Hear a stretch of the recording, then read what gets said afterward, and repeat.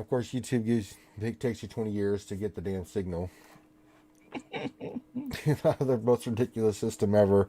It's YouTube. It's like, just, to take our time. Oh, there we go. Hello, everybody. Welcome back to another Jedi Academy. Huzzah! We're back. Better than ever. And we are here to answer all your questions about Star Wars Galaxy of Heroes. That's right, damn it. We're here to do nothing but talk about the game. Nothing else. No other subject.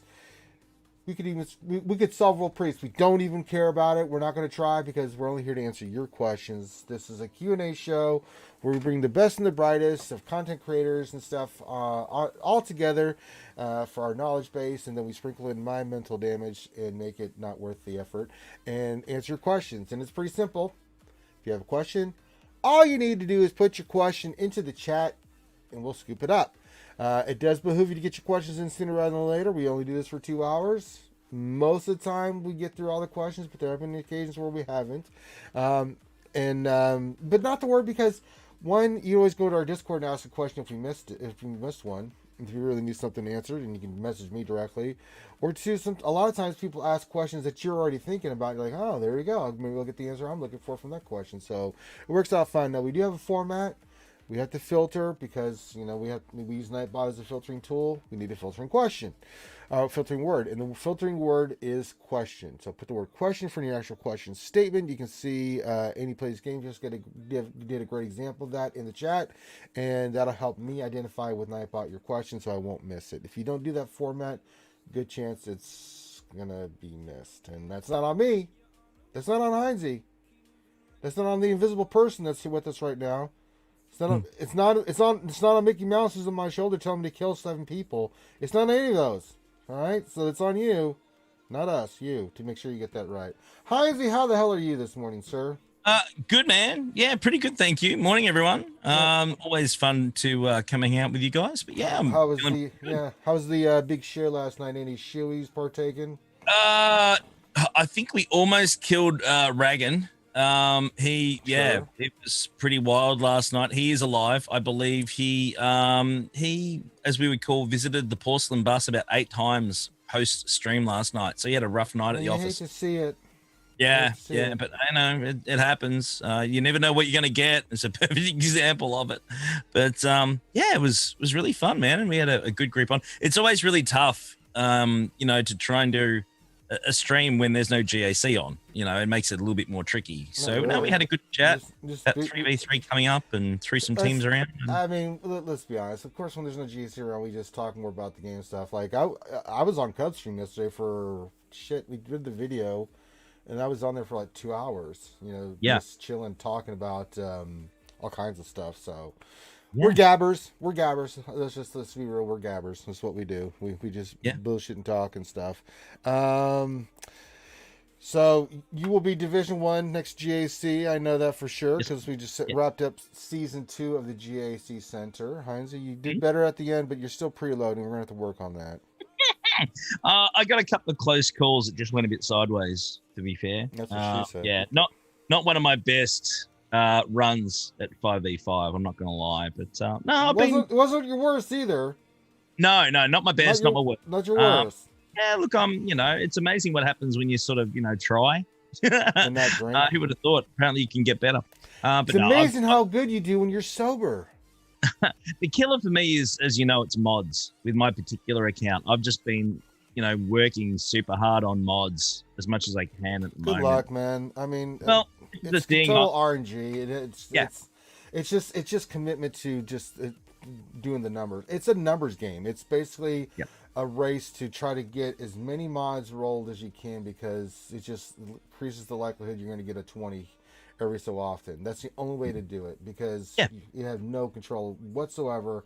I got that pack. It's not a bad deal for $4.99. I got all those mods. Yeah, that was a good pack. They've been good packs. I would say it's okay because there's still RNG involved. They got all those mods and you rolled and it's still RNG. So I mean, it's still good value because it's $4.99. Compared to like trying to get gold and purple mods and everything, it works out. That's actually a pretty decent price, but it's still bullshit because it's RNG. That's Yeah, the but thing at least about they're all mods. 5 dot though. I mean, you can do refreshes and you get 3 and 4 dot ones. So 4 and 5s. At least Not they're those. Yeah, farmable. no, I hate those. I hate them. Yeah, at least they're farmable. Let's be honest. So I don't have a problem with it. And again, like everything in this game, when it comes to mods, it's always certainly a raffle, a lottery. It really is. But I think as I said, the issue that I get, and this is the thing, I tend to get more often than not, 2 wins, 1 loss in a set of 3. Well, that's because, when I come up against the last person in a final or whatever else, and they just got double the amount of mods that I've got, it's just straight up. And anyone's going to struggle in that situation, unfortunately. It's one of those things. Mods makes mayhem, as I always say, because if you have them, you got a really good shot at winning. I mean, that's the advantage I have over most of the people I face is they'll have some of the same teams I do. I mean, so I've got 2 advantages when I face a lot of people. We always have 3 Galactic Legends. I have way more characters and I have way more mods, and they're higher. That's the difference, because speed is king. They can beat certain teams, and then certain teams they have no answer, and it is what it is. And the other thing too, the reason I don't go undefeated is I've learned a lesson that when the GAC Whispers tilted because he had a crash during his fight against Loki, I should not let him come up with teams, because he's going to F me. He is just out of sheer spite. I felt so bad for him. I felt really bad. Too, man. It was so horrible. I mean, I was joking around, but I was like, yeah, I'm going to take one for the team thing. Get in there and just F me. Just screw me up. And he did. He got me in there bad. And so, no 12-0 for me. But it's all good. We're getting ready for... well, here in the U.S., it's Memorial Day weekend where we... Yeah, absolutely. It's a big weekend for you guys, obviously. It's a very big weekend. You know what we celebrate? You celebrate your fallen soldiers, yeah? Is that right? Yeah. Well, yeah. The fallen, those who gave their lives in the ultimate sacrifice for this country. Of course. We had ours about a month ago, our local one, which coincided with a whole different time. From Australians, because we have a really good close relationship with the armed forces, the Australians and the US. Oh yeah, trust me, I know all about that. We used to cross train with British and Australian, and I mean when you do stuff globally, yeah, absolutely. I mean, yeah.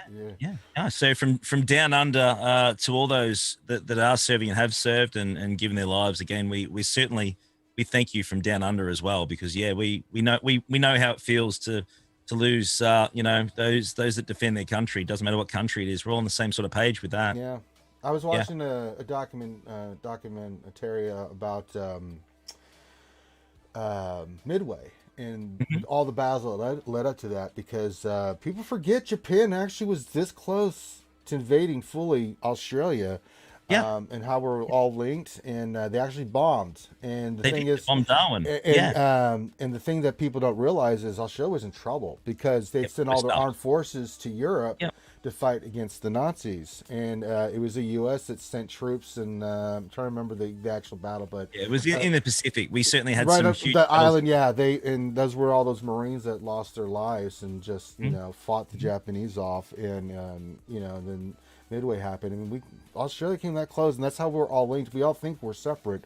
We're not. When things like that happen, we're all linked together. So we don't forget. We don't forget that. Again, you would have seen, of course, that the really great TV series Band of Brothers. They obviously did another version as well, the Pacific, later on after that, and that was basically our battle at the time with you guys. That's what a lot of that was based around. Yeah, that was huge. And then our forces did stuff all over Southeast Asia there, reclaiming the islands and stuff along with the British forces. Just if everybody, thank you. Thank you to everybody. Thank you. I know my brother, not this weekend, but next weekend we'll be visiting my father's grave. He served in the military and stuff. So I mean, you if you get a chance, just give a little nod to all those vets out there. Doesn't take much, guys. Doesn't take much. It's just a little sign of appreciation. It's the best feeling, man. I mean, every time I go out and someone sees that I'm a Ranger or something, they go out of their way to say thank you for your service and things like that. And one thing I'll say is that the US do that really, really well as far as respect their armed services I wish my country would do it to the same extent that you guys do. There's no doubt. Yeah, well, I mean, it wasn't always like that because I remember, and we finally changed our attitude about it. I think after the Vietnam War, there was a lot of animosity towards soldiers. Like people would spit on soldiers and stuff. I mean, that's how bad that war was for us here in the U.S. But I think people realized hate the war, but never hate the soldiers, right? You can be against the war, and I think war's stupid. Trust me, I wish we could all just get along and not ever have to fight each other again, but unfortunately that's just not where we're at with humanity. Way too right easy. Now. Yeah. Yeah, we've changed our attitude on that, and even those vehemently against war, which I totally get, do not ever, they always say thank you to the soldiers. So, yeah. So get your questions in. Make sure you hit that thumbs up. It's YouTube.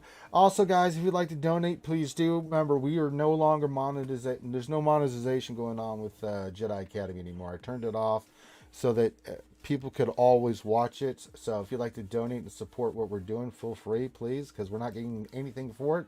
So if you'd like to support it, there's a couple ways you can do a super chat. You can, and if you want to ask a question through, why not double dip? You help support the channel and you get your question done quickly. And then if you'd like to become a Patreon sponsor, you can. Make sure you hit the thumbs up and watch the video all the way through. That does help.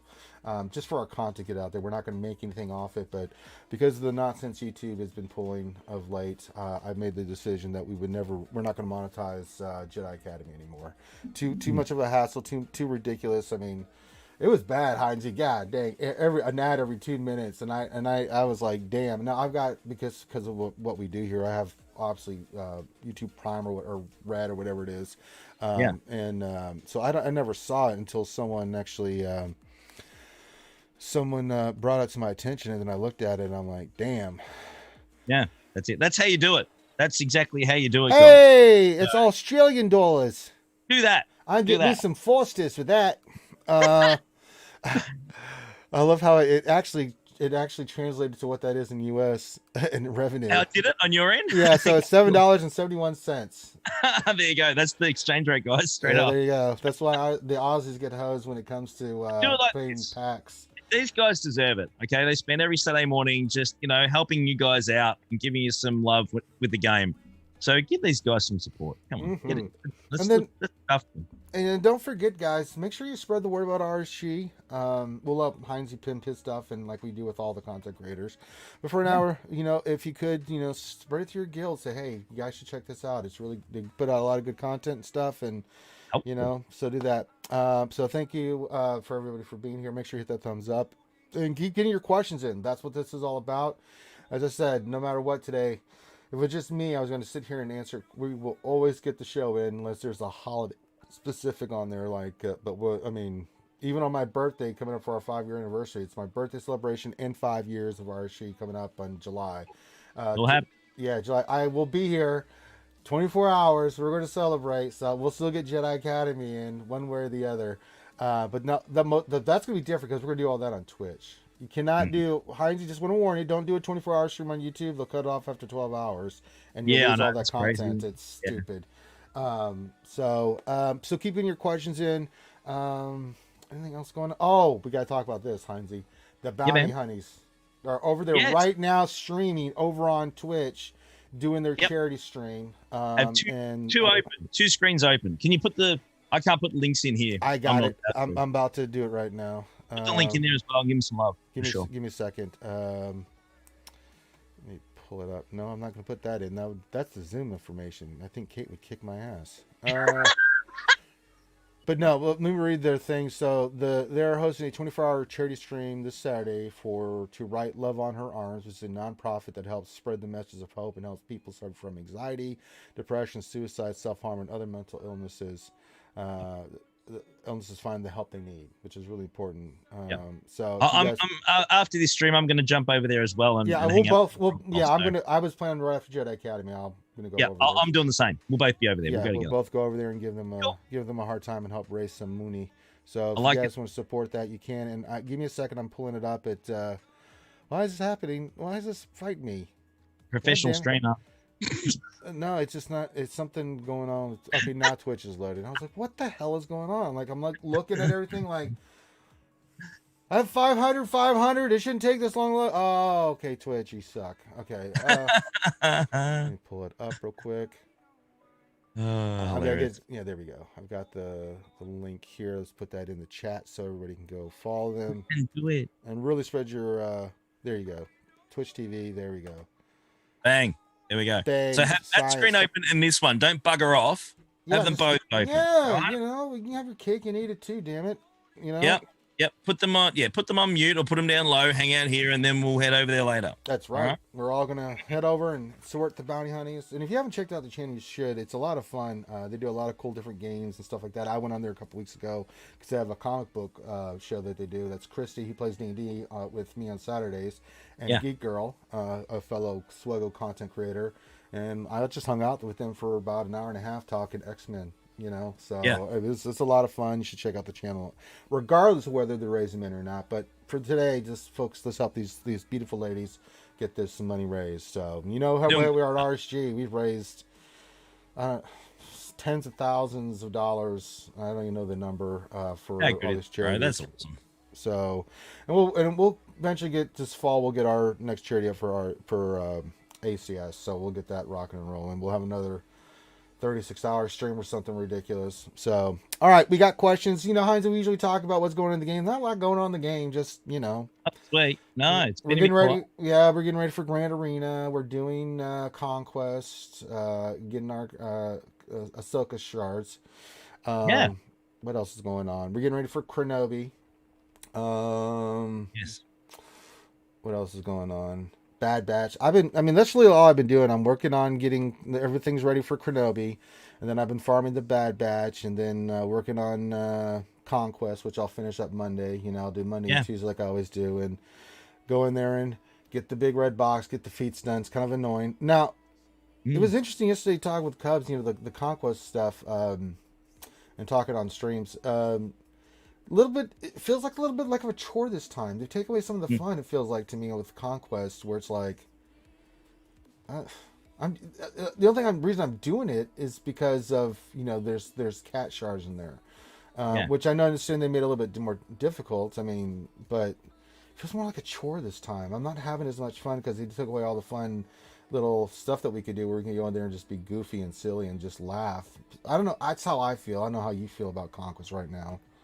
Yeah, it's okay. So we know that they were going to remove some of the data discs, right? Yeah.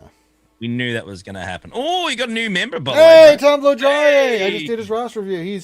He's a good Norwegian. Yeah, yes. Good job. Yep. Thank you so much. Great job. Really appreciate it.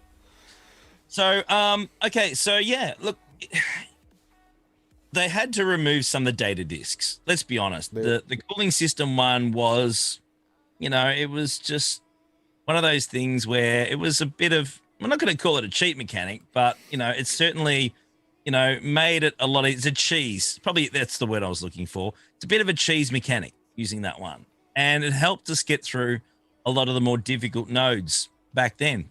The other thing that it did bring was fun. I mean, let's be honest. I mean, mucking around with deployable cooling systems and having, you know, Yoda mucking around and taking 150 shots, you know, having some characters just going over and over and over and over and over again, making the same moves. I just found that really fun and enjoyable. I really did. I loved it, man. It was so funny to watch, you know. Yeah.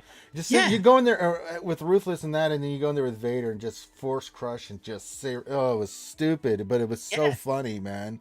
And now it's like, I mean, I've got the offensive stacking. I've got all those ones with protection and stuff. It's like it's boring. It really is boring. I mean, I'm just like, okay. I mean, I was just doing a few battles last night. I'm like, yeah. I found it a lot more challenging, and that's not necessarily a bad thing. Well, let's talk about that because some of the changes too have also led to some of the teams being ridiculously OP. Like, yes, I mean, in some of the feats. I mean, this turn meter percentage. I don't know, CG. You know, CG. I know you're listening. Be realistic with that crap. I mean, 700%, and then you have characters that cannot lose turn meter and all this other stuff. It's damn near nigh impossible, right? I mean. I've, you know, and I usually just skip that one. I tried it a few times. I'm like, this is not worth the hassle, man. I'll just go get the other feats and get the box. It's dumb. It really is. I mean, some of them they're well thought out, but then some it's like, y'all just made that up on the fly. There's no way y'all actually tested this and said, oh, this is a good one to do. I don't think, if I'm correct, and I may be wrong, but I'm pretty sure that they didn't really even change the feats. They changed the bosses, but they never, I don't think they either it's the same ones. left them in there or didn't look at it and just spat them out the same. Yeah, I don't exact know. Same feat. But it's, and that's the problem. I just think that it was an oversight. I think they threw it in and not actually thinking about, okay, look, can they actually achieve this feat against, 4 characters with, they're immune to turn meter. I mean, it just cannot physically be done. And I think they came out. Yeah. I'm pretty sure he came out, didn't he? Doja came out and said, yeah, look, you can't do it. We know you can't do it. But that then puts more pressure on you to pick up those, I call them the Viagra tablets, right? Little blue pills, right? So it then puts more pressure. Don't buy it no matter what. Seriously, don't do that. It's a bit stiff. Anyway, so we find that it puts pressure on you to max out other feats down the track because you know that you have a little bit of a buffer there. But that's another buffer that you were hoping you didn't have to, to pick up the difference. Well, yeah, the other one that they didn't take into consideration too is the mark feat. Yes. I mean, before we could do it because it took a little work, but I mean, 4 or 5 battles, you went either with Revan or something else, and then you just picked a team, you did it over and over and over again. I mean, 40 battles though without cooling systems and stuff. Yeah. That's rough. You know what I'm saying? Hard. I mean, that was hard work. It's a lot of like just ridiculous, a lot of replays. Yeah, a lot of replays. I mean, but Conquest is supposed to be fun. It's supposed to be a challenge, but I mean, it's not supposed to be work. Where you have to sit there and do the same thing over and over again. I mean, that's just silliness. But I don't know. It just makes me shake my head and go, okay, what are we doing, folks? What the hell are we doing with this crap? Right. So, I mean, I'll get the max loot box. I'm not worried about that. I mean, I haven't even tried, and I'm like, almost there. So yeah, I've got the credits. It's going to be. Yeah. But it's going to be me sitting here like I do Monday and Tuesday, just going in and getting the feats done, just so I can get the box, and that's just doing the same thing over and over again, and it's not as much fun. So, God, just ugh. Speaking of doing the same thing over and over again, look who it is, everybody! It's a GHC Whisper thing, Kyrell. Howdy, how's it going? How's it going, man? Morning, bud. Good, man. Haven't hung out with you in a while, Ranger. How you been? I'm still recovering. I've forgiven you for what you did to me last Saturday. I did nothing. You did. You know what you did. Don't even lie. It's on video, man. No. You know what he's talking about? I don't know what he's talking about. Okay, here, let me just remind everybody where Thane on Tilts decided that we were gonna face him on Mothra team with just Gear 12 Scion and Treo. Why are you bringing up bullshit, man? That's what happened. Someone was on tilt, someone needed to vent, and I took the hit for the team. But don't think that I haven't forgiven you for that. I did, but so let it be remembered always. Can't say not a team player, Ranger. You never say that, brother. It never happened. We just we just pretended like it was unavoidable.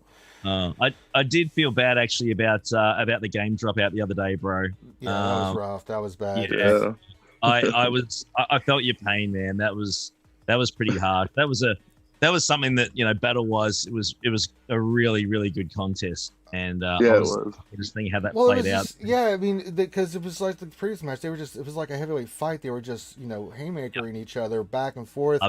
Got to the top, and then Thane win. I'm like, damn, this can come down to the wire again. This is unbelievable how good this was. And then crash. And I'm like, no. Yeah, we talked about it in the lead up, didn't we? Just backwards and forwards. He was getting pretty pumped about it, and Loki was pumped as well. So it was good to have a chat in the lead up. But yeah, it's just a shame it just didn't play out the way we hoped. Yeah. Ouch. So hopefully we'll get another matchup, and hopefully you better look out, because now with the new divisions, you might be facing Loki and Thane, and I can't wait to see. Yeah, oh God, please don't talk crap. Don't do that. I'm talking smack now while I can. All right, that's what I'm doing. I'm talking smack while I I can. know, like when we get to the actual fight, I'm like, see what had happened was. It's like, oh, not again, missus. Oh, Oh I let God. you play out exactly like that. Oh God. What has Heinz done? He's gonna be like Anakin. What have I done?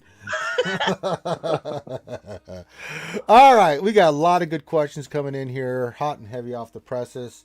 I know that Loki will not be here today because he is actually in a Magic the Gathering tournament in Arizona somewhere. I don't remember where, but so he's enjoying his Memorial Day weekend, and then yeah. So let's get to the questions. Let's see here. Any Plays Games says question. How would you recommend splitting up Bad Batch for 3v3? I was thinking Hunter, Echo, and Wrecker. If so, where does Tech go? I mean, you can put him on any other clone team you want. Hell, you can throw him in with an extra for another clone team if you really wanted to. Yeah. Or GR. I don't know if he has good synergy with GR or anything about that. Could it work well with like a Rex 5s and Tech, something like that? Would that Yeah. well? That would be a good option off the top of my head that I think would work pretty well. You could put him in with a Shark T with, again, another tank, something just to sort of, keep some survivability up. That could be a bit of a timeout possibly with some healing up and stuff. So yeah, there's some options. I think I see better synergy with someone like Echo with another team more than Tech. Yeah, Tech is one I would actually, yeah. I'd be keeping that with Hunter and Wrecker, in my opinion, and probably just letting them throw their stuff out and then using someone along the lines of Echo, which we know what he does, even at low gear level, he does some good stuff if he's quick enough. Can do some great work there with some stuns and days and stuff. Yeah, I'm not even close. I mean, I'm getting those characters. Hey, Aniki 63 is now following. Thank you very much. I mean, I haven't even gotten close to getting those characters. I mean, that's holy moly in the Fraholi. I mean, I'm getting them starred. I've got Hunter 7-star, Tech is 6 stars, Wrecker's 5. I'm waiting for Echo to come to the store. I'll get the shards, but then I'm just thinking about those Chirotecs, man. Holy God. And I'm telling you folks, I was warning people about this on Gulfstream. If you don't think Bad Batch and Commander Ahsoka Tano is going to be needed for the next Galactic Legend, which I'm almost, we were having a little fun little debate about that. Was it going to be Maul's in a Galactic Legend, or was it going to be Fallen Anakin? I'm like, it's going to be Fallen Anakin. You're going to need all 5 of those characters. No, not to mention Gas, Padme, and some other stuff. You better just start thinking about that, because his requirements are going to be a hell of a lot more involved than Jedi Master Kenobi. I'm just telling you guys. But the gearing on Bad Batch is the reason why I haven't done anything with them, because it's outrageous. It really is. I mean, I was just thinking, that's 2,000 Chirotecs to get those 5 characters ready. Cat and the Bad Batch. Yes. It's a lot. It is a lot. I'm actually, I've been saving up a lot of my energy, my yellow energy lately for the tickets, for new Kenobi. So when I start farming those tickets, I'm going to be farming Kairos with it, obviously. So that's going to help me a little bit personally, but I've been saving my yellow energy for, I reckon maybe 6 weeks now, roughly. Yeah. I've got about, I know a few guys. I know one guy's got like 40k energy banked. I'm up to about 15 at the moment, 15k. So when it comes time to going after Kenobi with the tickets or the shards, I'll be farming Kairos to do that. That'll help me a little bit. All right, let's get to the next question. Let's see here. We have what else? 73 says question. Oh, God. What else? 73. Where does Heinz plan to use Gear 13 Gam Guard in the upcoming 33? You knew it was coming, Heinz. Oh, it's the best. Yeah. For those that don't know, I just put a video up a little while ago. I owed it to the community about a year ago. I threw it out there that if we hit 3k subs, I'd take Gamo to Gear 13 dressed up as Gamo Guard. It's taken me a year to finally do that video, and I uploaded it today finally. So I now have a Relic 2 Gamo Guard at this point. That's awful. It is ridiculous. Yes, Oh, God. I agree. It's dumb, but we do dumb shit on my channel. Okay. Well, that happened. Darstein 1972. Question for Heinze. He says, for Heinze, I love how CG is adding characters to help with light side TB, but when, for the love of God, will they address the ships? Mathematically, we can't proceed due to ship GP. Yes. I said that, I foolishly claimed this year was going to be the year of the ship. I really thought that this would be the year that we'd get a buttload of ships. We still could. We still got 7 months to go, but Heinze, where are the ships? Well, they mentioned ships in the latest post, the developer post, if you remember. At the end of it, they mentioned there is a shipload of content coming. Now, I'm going to say that what I'm hoping, and what we might actually get are two different things. We know that. We're talking CG here, and we love you guys. Let's be clear. You guys are amazing. You do some good stuff. Thank you so much for an amazing game. But this could go one of two ways with that comment. This could be something where it is a full ship overhaul. We could be getting more pilotless ships, or we could be getting a lot of different things to help give us the extra ships and fleets that we need to fill out some of these teams that we've had for a while. I mean, how long has it been now since we've had, the finalizer and the Radis released without a tank for both? I mean, they should have been released at the same time as the capital ships were released. Let's be honest. And they don't even really need to do much work from a kit point of view. Just take the TIE bomber and make it look something completely different, and then slap a resistance tag on it and a first order tag on it. It's not really anything that's rocket science here, but yeah, I'm hoping that we get an overhaul with ships sooner rather than later, because it definitely it just needs some love. I think it really, really does. I know. We'll see what happens, but all right. Actually, I want to get your thoughts on this thing. We already talked about it, me and Heinze, but this is a question I'm going to go to you for, get your opinion on this. From Darksign 1972 again, he says, question, thoughts on this round of Conquest? It was certainly more difficult, but I enjoyed the challenge getting my max crate. What changes would you make? After, we're still, a lot of us, I'm not quite done. I don't know, have you finished your red crate farming there thing? For Conquest or challenges? He was Conquest. No, hold on. There's certainly more difficult. Oh, Conquest, yeah. So Conquest has been going smoothly for me. I haven't been pushing it as much. I've been taking kind of a bit of a break from the game this week. I'm in Sector 5. It's been relatively easy. I mean, I haven't had any difficulties. I mean, I focus on getting a lot of the ruthless cards. I have ruthless offense, ruthless defibrillation, ruthless swiftness. So I have to give it to Grim. Grim, beforehand said that those ruthless cards were clutch, and they are. I mean, they, as soon as you take a turn and you get to go and you kill someone, and you kind of just steamroll them. So as far as difficulty, I can't say that I think it was harder or easier this time around. I mean, some of the feats are, a little harder to achieve. Like, I think you mentioned this before, like the marked and stuff like that. Yeah, it's ridiculous. But yeah, I mean, it's, overall just trying to get through it. Yeah, I want to say it's harder. I just want to say it's probably a little more time consuming. Yeah, me and Heinz were saying it just feels more like work than it does. It's not as fun as it was before. It's just, and the reason we're so committed is because there's cat shards in there, but it's just not, I guess because we were just being silly and having fun with it before, but now it's like, it feels like work. It feels like I have to do this because I got to get cat, but it's not as fun as it was. That's just the way it feels like to me. I mean, it's just like, I have to, and it's repetitive, it's not repetitive fun either. It's like, all right, go do this stupid feat again. Let me go I did 14 battles. I mean, and nothing changed too. Heinz brought that up, that the feats are the same. They just changed the bosses and stuff. Yeah, they needed to address the feats, because some of these feats don't make sense for the enemies that we're facing. Right. Because even like the marked one, right?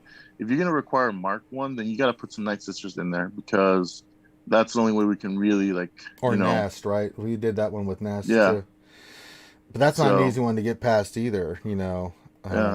So they definitely need to look into something like, because I know like in Sector 5 there's the inflict damage over time, but then that sector, at least for me, it's full of GR and it's full of Jedi with Revan, and I'm just like you can't do that with either of them, Well, and it's harder, like if you're trying to do damage over time, you're going to go in there with Vader, but I mean, they resist a lot of times too. This happened to me the other day. I was like, God dang, man, quit resisting.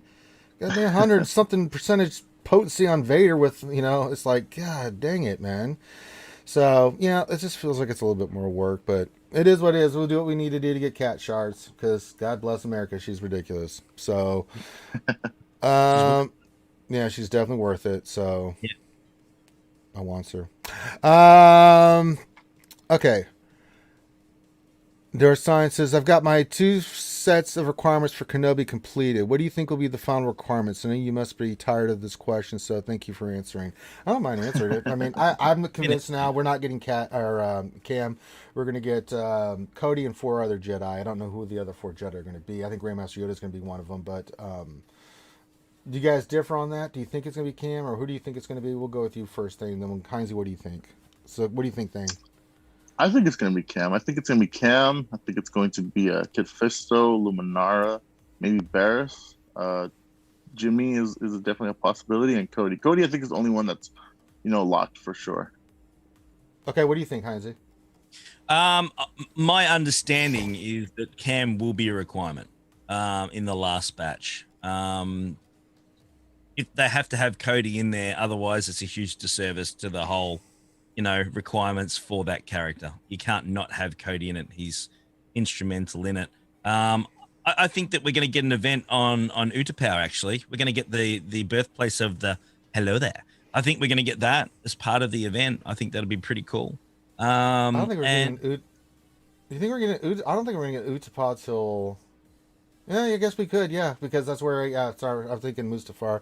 No, you're absolutely right. Yeah, we're execute Order 66. That's right. Yeah, we're getting Mustafar. We'll get a bit of that at that time, I believe. But yeah, look, Cody's a definite. You will my brother, Anakin. We're gonna get guys like I'm gonna die. You're gonna need him in there. He's gonna die. Order 66. I think Eth Koth also works and fits. I think that's going to be a requirement. But yeah, my understanding is that yes, Cam will be a requirement, and if they do, they better have packs. Well, there's going to be packs, and I still think he might be moved to the Get 2 store as well, the Get store. Yeah, that's what I think. Yeah, because I think that's going to happen, especially if they're going to make him relic and 7-star, you better have packs, because if you don't, I'll give you an example. I'm willing to spend money, but if you don't give me an option, I'll just sit there and not spend another dime. And I mean, but Cam, we know what Cam can do. We know he's how well he works. He's not a wasted investment. So I believe that if there were packs in a way that you can farm him up, I don't think that's a bad thing for anyone's roster anyway. No, I really do. No, not at all. I'm trying to figure out what the hell this next question is. Okay, moving. Well, we'll come back to that one. Darsline 1972 question: are you going for the cat shards and Conquest or Ranker Razor Crest? Oh yeah, cat. Every day of the week. Come on, it's cat, baby. Razor Crest you'll get shards. You're gonna get a 6-star, no problem. Razor Crest. I think the math is if you keep doing it, you should be pretty close to 7 stars when all is said and done. I mean, so. I'm not worried about Razor Crest. It's all in on cat shards, baby. I'm not farming Razor Crest at all. Are you guys going after Razor Crest? I'm pretty sure you're not. You're going for a kitty cat. Yeah, no, definitely. Well, this is the beauty of it, and this is what I like. You don't really have to choose which way you're going. You're going to earn shards for both. Yeah, I really like that. They could have made you hunt one or the other. Let's be honest. I think that's actually the way they've done it, to still be slow farming, if there is such a thing, Razor Crest, as we're really focusing at the moment on Tano. I think it just makes sense. I like that. It could have been a lot more nasty. They could have given us an option for one or the other. yeah, obviously the main focus is getting her maxed out over the next 3 months. We know it's going to take 3 conquests to get her at 7-star, and then roll back to Razor Crest afterwards if we still need to. Yeah, it'll be fine. I'm trying to understand this question from you. To read your question, it says, "Question: Ranger, has the bin completed yet?" What?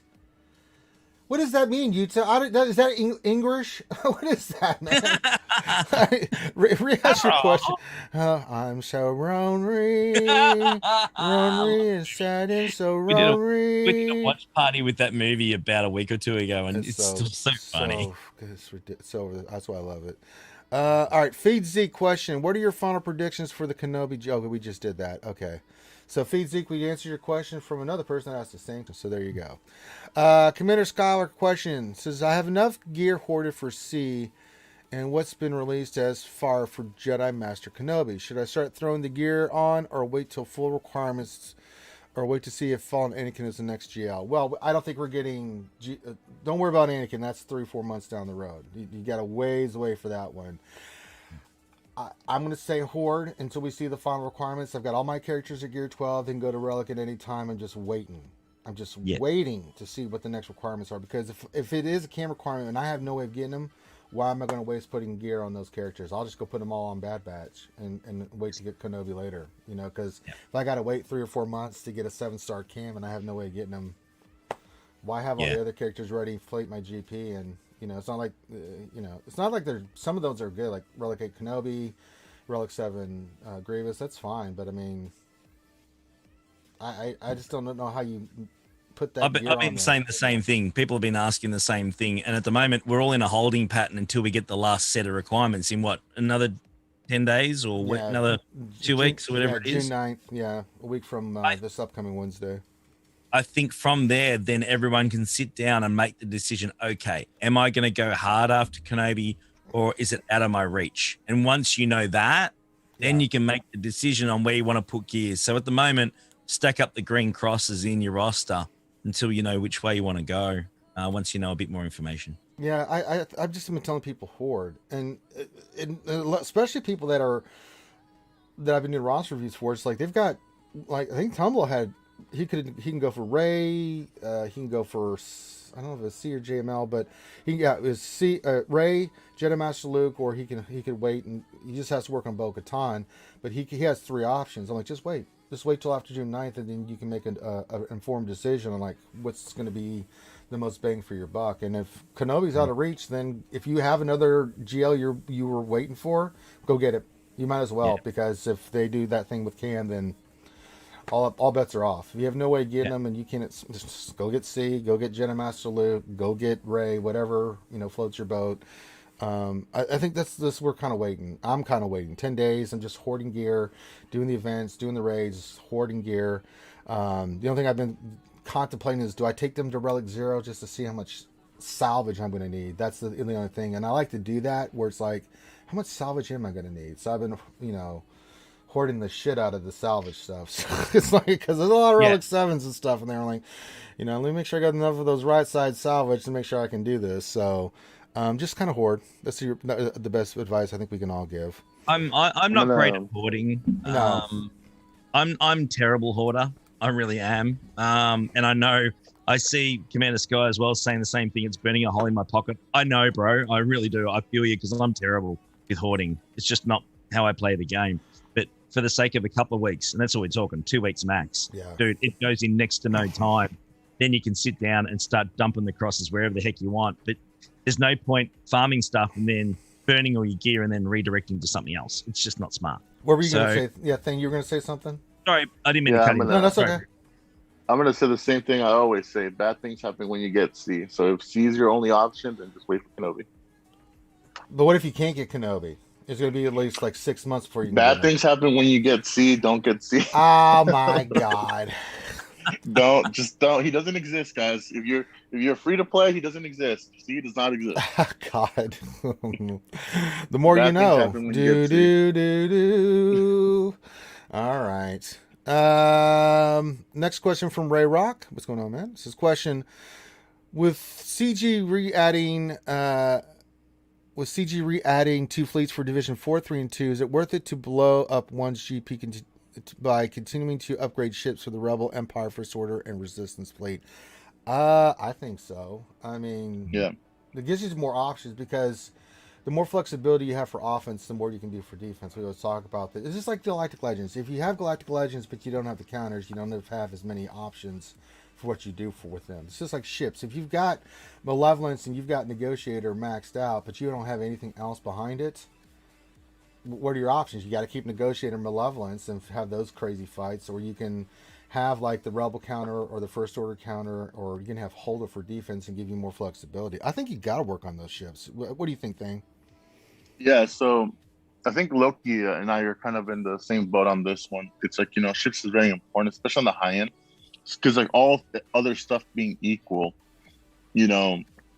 ships is almost a great equalizer. Because you saw it against when I fought Loki, right? Like when I fought Loki, I put both Malevolence and GR on defense, and he bled banners like crazy, and he only put down one of his 2 down. So that means that I could, only had to deal with 1 meta ship versus him having to deal with 2, So you working on, let's say, Rebels and let's say Empire, that is enough. And let's say First Order. So you have those 3. You have Rebels, Empire, and First Order. That is enough for you to confidently say, with practice, obviously, say, I'm going to put my GR and my Malevolence on defense. And I could send you screenshot after screenshot after screenshot of either people, at my GP range that just get stuck behind a fleet, or they take 3 battles to take 1 out and they lose for that reason. So fleet, especially now that it's 2 all the way down to those divisions, if you really want to be competitive and you really want to stand out, and you are terrible, you have terrible luck with mods, you just have, aren't able to build up squads and stuff like that.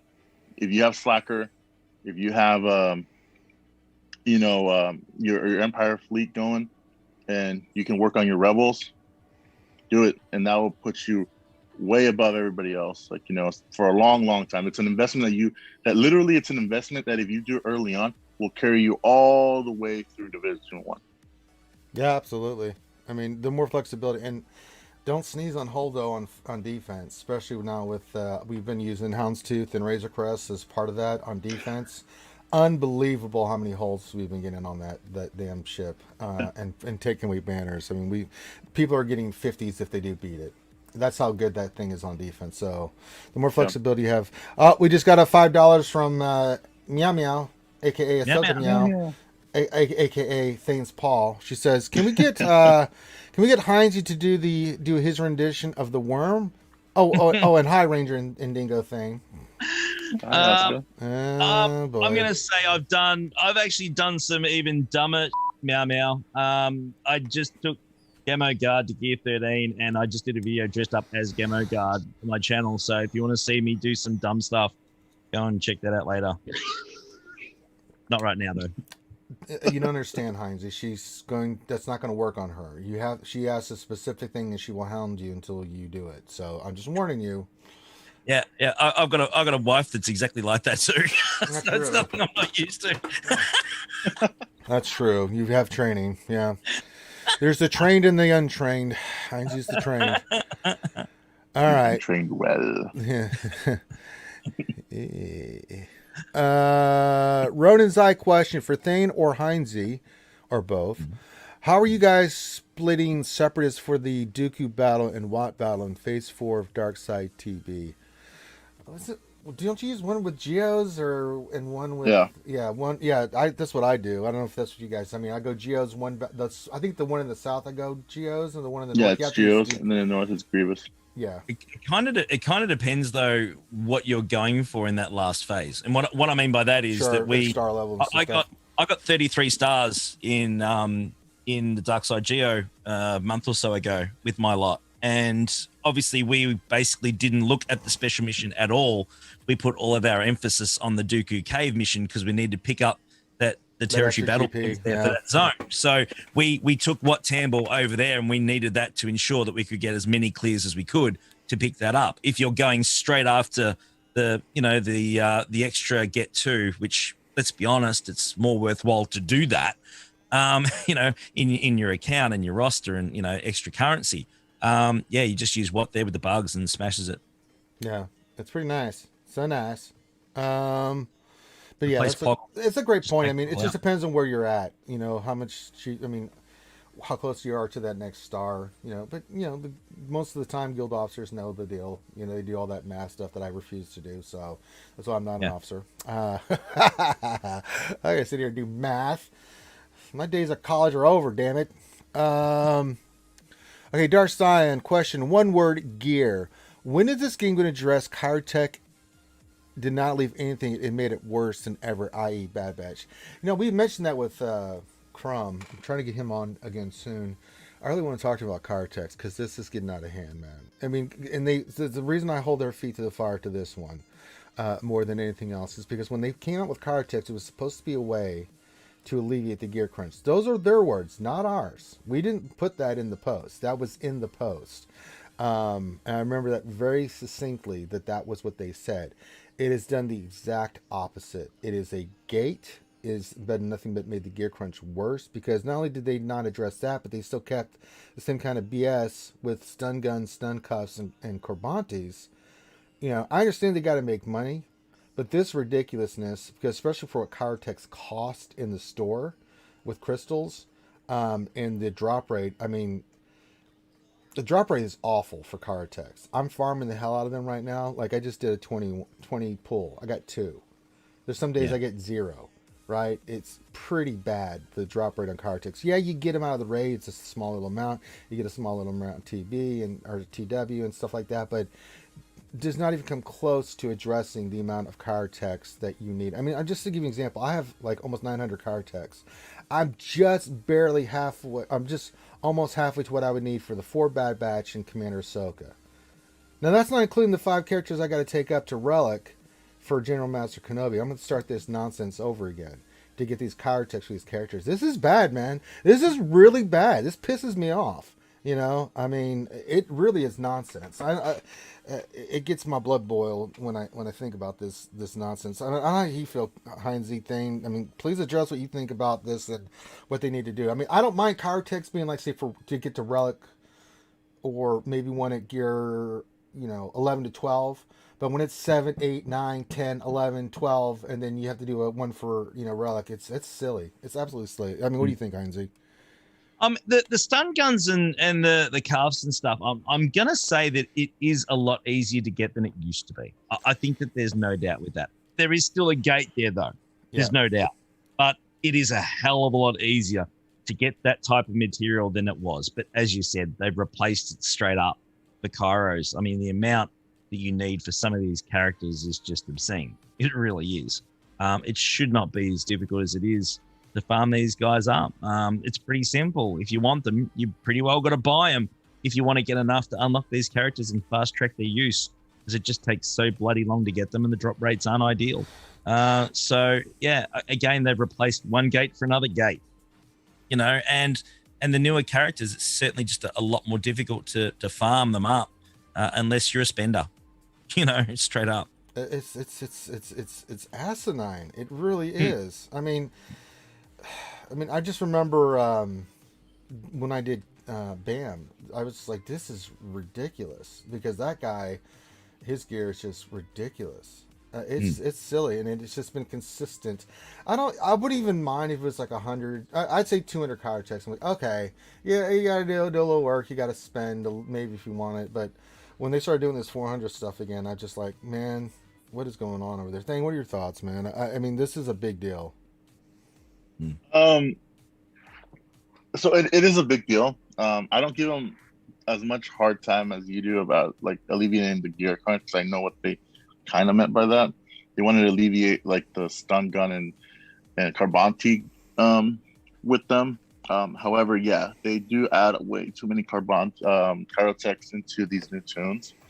The problem isn't so much how much they add them, it's just the like you guys are talking about, the limited places that we get them. Like we don't get them through like the daily challenges, right? Like we do carbs and stun guns and stuff. We don't have an avenue to get them in large quantities relatively quickly in a consistent basis. So that's where the biggest problem is.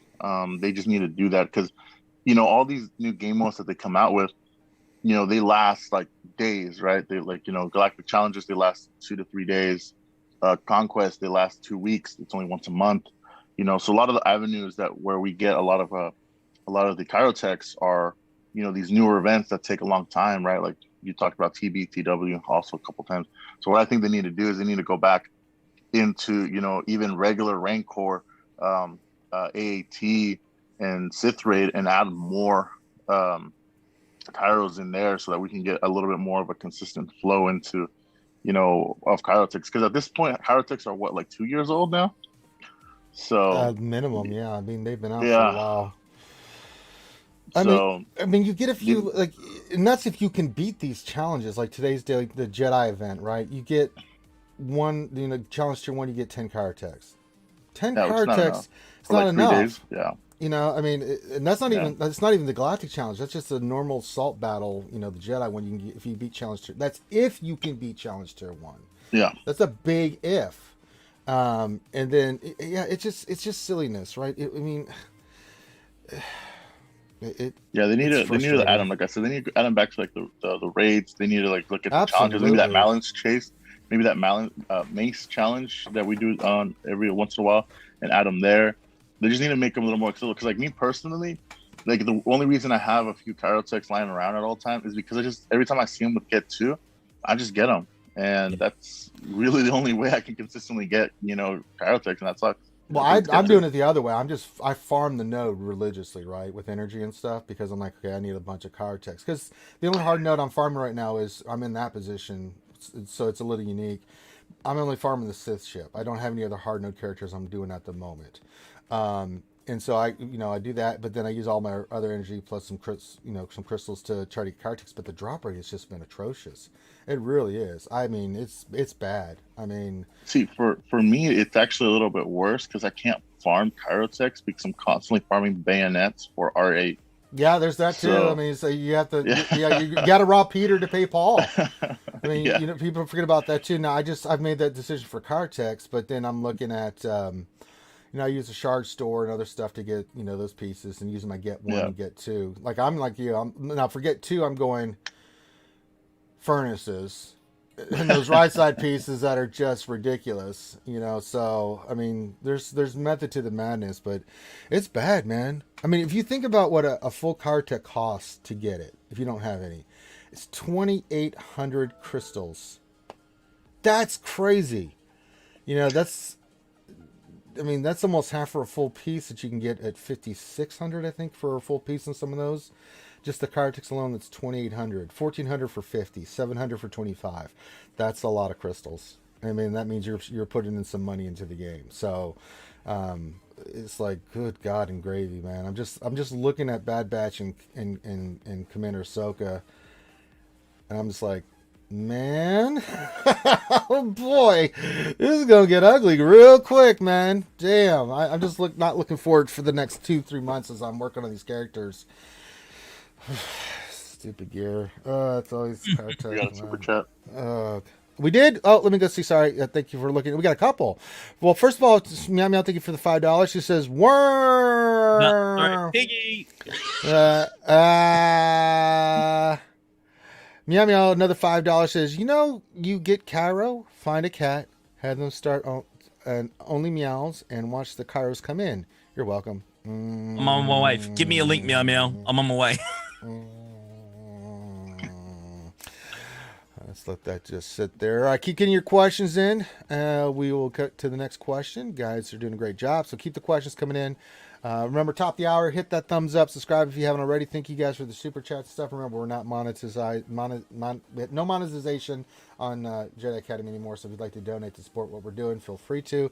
And then remember, in an hour or so, me and Heinz are going to go jump on the Bounty Honeys and give them a hard time and help them with their charity stream. Yeah, so it's a world famous Kate Gaming and the rest. We got to do it. We got to do a thing. My favorite streamer. What? Say my favorite streamer. I can't argue with you. Darson 1972 question says, I spend in the game. It seems lately I get little for my investment. I used to get an advantage in arena because hence I got more crystals, but now it seems there's very little. Has the game gone too free to play? No, I don't think it has, because if you look at outside of Arena 2, GAC, now the rewards are not, I don't think are comparable in a sense, other than you get some Zetas and stuff for more gear, but you notice it in GAC, the advantage you have. Depending on what you, I mean, if you spent wisely, you can spend all you want in the game. If you spend it on the wrong stuff, you're not getting any kind of advantage. I just think we've had a lull between the GLs. I think once we get Kenobi and then Anakin, you're going to see that separation again for a while for people that are free to play and those that are pay to play. And not only will you see it in Arena, I think you'll see it again in GAC, because they'll have more GLs, they'll have Bad Batch, they'll have all these other teams that you won't have, even though you have 3 GLs, and it's going to put that disparity in there again. What do you think, Heinze, on this one? Yeah, look, it's always tough it's a tough balance, isn't it? It really is. I mean, you look at one side and you want to look at, making it as accessible to as many people as possible, because we want the game to grow. I mean, that's one side of it. So you look at one side and you want that. You look at the other side for people that want to improve their gameplay and fast track their roster development and get an advantage out of that. And I see merit in that as well. That I'm in that camp, and that's my choice. That's just how I roll, and that's the way, I want to play the game, and I like mucking around with my toys. So that's my choice. So it's tough to say is one better than the other, because they both have a bit of merit. I think it's pretty balanced at the moment. I think within reason, there's plenty for free to play to be farming and focusing on. I think we all agree that C is as far as a Galactic Legend goes, is pretty well free to play accessible. There's no doubt. So at least you can get a Galactic Legend without grinding too hard overall. But I think that, people that certainly invest in keeping this game running should be getting some sort of advantage in one way, shape or form. I think that would only be a fair thing to do, but that's just my opinion looking from, I think what he's, and I think the specific thing is in Arena, right? You're starting to see all these, and I see it every day. I just enjoy it, because I'm like, oh, look at all these C's on defense. Time to go in with Kylo and kick their ass. But there's a lot more, and people that have paid for an advantage don't have it anymore, because not everybody right now has a Galactic Legend. This goes through cycles, right? We had this where everybody had Darth Revan, and people that did, and it took them a while, and then they caught up. Same thing with gas. They didn't have gas, but then they caught up. It's cyclical. It'll get to the point where, you'll have the advantage again for a while. Free to play will catch up, and then another character will come out, and then, the people that spend will have the advantage. Yep. And then, they'll catch free to play. I like how good theory crafters, regardless if you're free to play or pay to play, I think if you're a good theory crafter and you know your gameplay and your abilities, and certainly if you get really good mods, that is an advantage to you as a player. I don't see a problem with that, because you're flexing your mind and really sort of bringing your best abilities to the table instead of what you bought. I think that's a good thing too. You're able to do that at this stage. That's good. Yeah, I mean, you have to think, and then I think outside the box, like, where else am I getting my I mean, for me, I look at it as GAC. The reason that I do so well in GAC is not that I have the top teams. I have many teams developed, and that I work hard on the mods and stuff. I mean, Arena's Arena. For me, like Ship Arena, I find it repetitive, boring, and nonsense. I just don't do it. I just do one battle a day. I get my 50 crystals, and I just stay in the top 50. I just have no interest in that.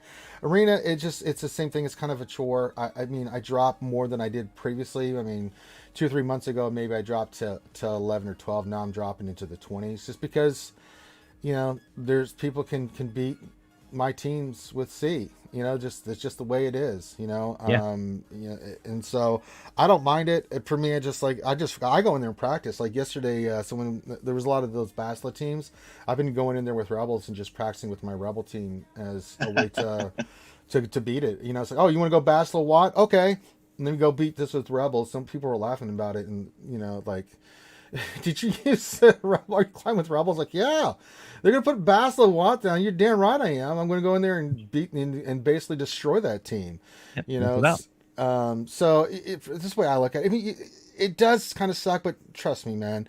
Kenobi's going to come out. People that even that are free to play, if they still got to spend to get it. I mean, unless you're that small percentage of free to play that hoard crystals and can really guess correctly and get the characters done. Yeah, I think you'll be fine. And especially, I think not this one, but the next one with Fallen Anakin, aka Lord Vader, you're going to see a huge discrepancy because I think that's where you're going to see another. There's going to be separation with Kenobi and those that get Cat.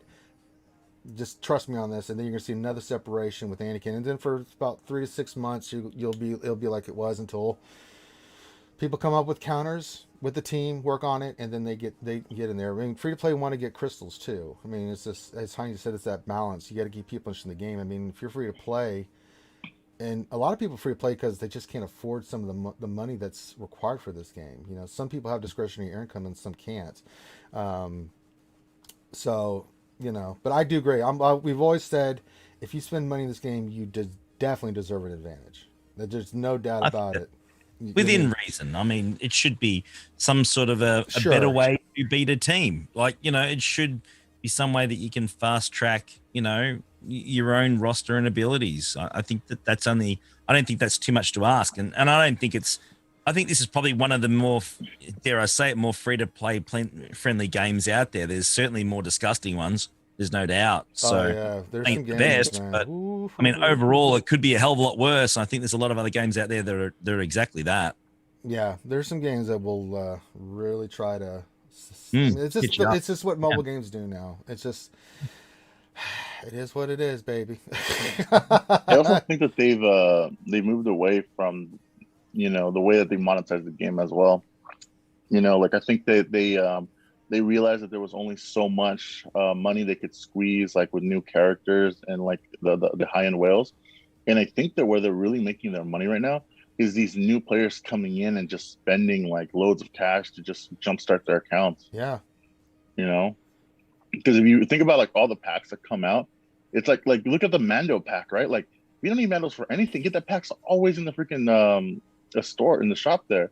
You know, the way that they release characters now, they introduce like the initial marquee pack, and then they introduce another pack, and then another pack, and then another pack, and then another pack, and then when players are new, they have special packs for them to catch up. So I think that they've shifted their approach to how to monetize the game from, you know, high end, like, you know, buy it or you fall behind type of mentality. Because, you know, let's be honest, you know, yeah, it like, you know, for someone like me as well who's a spender, it does suck, you know, looking into arena, you fall, you know, double than what you used to. But at the same time, like you got to think about, like, you know, how much do we, when we have those, like, you know, quote unquote pay to play metas, like how many of the communities are upset because like, well, I'm not going to bother because, you know, I can't compete, you know. At least now, like, we asked for rock paper scissors meta, and hey, we finally have it. You know, what at this point, like, why are we complaining about it if we got what we wanted, right? Mm-hmm. And they're monetizing, you know, they're monetizing, you know, an expedited experience to catch up, right? I think they can improve on it still. I still think that they should sell Zeta packs so that, you know, earlier players can actually, you know, well out and catch up and join some of these bigger guilds. Because one of the biggest things about recruiting in the high end is that there's just not enough big players left. Heinz, you can attest to this. I mean, you are a part of a community with you know, tens and tens of guilds, right? So it's like, you know, recruitment in some of these guilds is tough, right? Because you have a young whale, but they're missing Zetas or they're missing Mons or they're missing this, missing that, and then you're just kind of like, man, like, you know, yeah, you have all these characters, but you can't do anything with them because you don't have the rest of the little minutia to get them up there, you know, to compete, you know. So I think that that's their focus. I think that they've kind of shown that that's kind of their focus with the, you know, changing the new characters that they get at the beginning of the game, and, you know, a lot of these characters that are being accessible at the beginning of the game, and how double drops accessible. Yeah, they want people double to catch drops up. Exactly. They want people to get to that in-game experience. Yeah, absolutely. Yeah, so I think that they shifted. Yeah, I don't have a problem with someone that is like 2 or 3 mil GP getting double drops more consistently than me, for instance, something like that. Absolutely. I think that that's certainly something that I wouldn't be disappointed about, because we want people to keep growing their roster and getting still more engaged in the game instead of feeling like they're just way too far behind. I don't think any of us want that. So if there's a way of certainly, fast tracking roster development from a material and a gear point of view, I think that certainly we should be embracing that because we want more people to keep playing it. Yeah. And one of the things, like, you kind of think of it like if you were inviting a friend to play this game, right?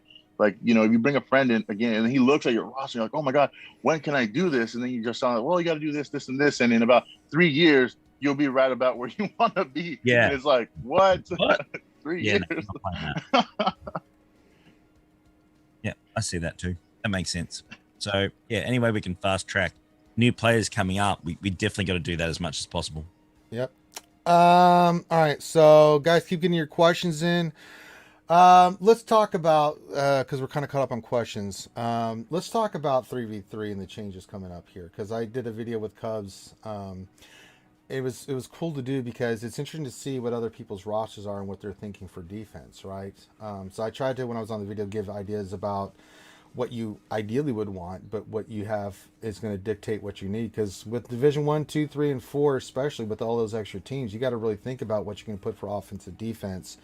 Some of the more traditional teams, and this is the thing that I was kind of noticing, is that 3v3 is a little bit different than 5v5. So I think 5v5 is going to be another monster altogether. I mean, three full 5v5 teams or 4 full 5v5 teams is going to kind of dictate more traditional lineups with your stuff. 3 gives you a little bit more flexibility to be creative on that. So some of the teams that we were talking about that I think are mainstays, you have your Rays, you have your Kylo Rens, you have your Galactic Legends that you're going to use. But then what are the other teams that you consistently are going to see? So I was trying to be consistent about the teams that you will see, and then what are the counters, like CLS, Chupio, 3PO is a team you'll see on defense. However, it's got a counter with JTR if they have the modding correct, right? JTR, BB8, R2D2. A team that we were talking about using, and I kind of had was talking with Cubs, is Newt B1, and I think GBA. Is that the team we put down? Thing? Yeah, that was a fun team to put. The first order team with Hawks. The other good question was if you have BAM, who do you use with BAM? Like, who do you use for Han and Chewie then? I was telling them that Wedge, Han, Chewie is the better option than Lando, Han, Chewie because of the offense and stuff you get from Wedge lead. So, we'll go with you first, GAC Whisper. What do you think about, what are some teams you can recommend for people that, depending on where the roster is, these are just suggestions. We don't know where your roster is, but what do you think are, some teams that are outside the box that you're thinking for 3v3? And we'll go to you next time.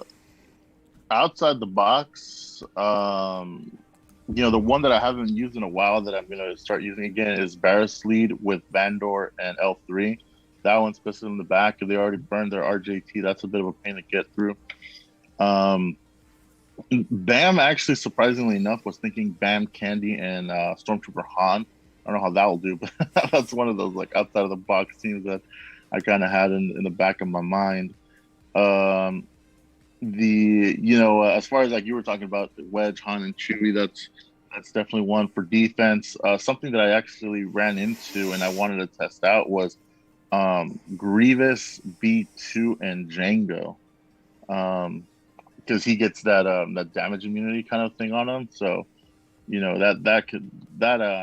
saw it. I don't remember who I saw. I wish I could give credit, but I saw it on a stream, and I thought that was very interesting. So that's a team I'm looking forward to. Finn with the purses, that's the standard one that people have been using. That's a good one.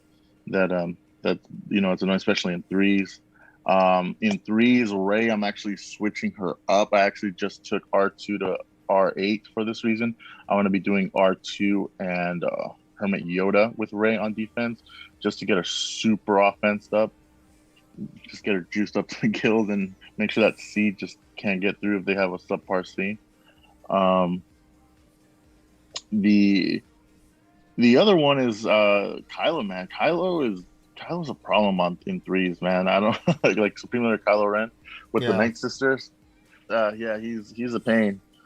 Another one that I've also been looking at is Dooku with Nest, and just a third. I haven't really decided who.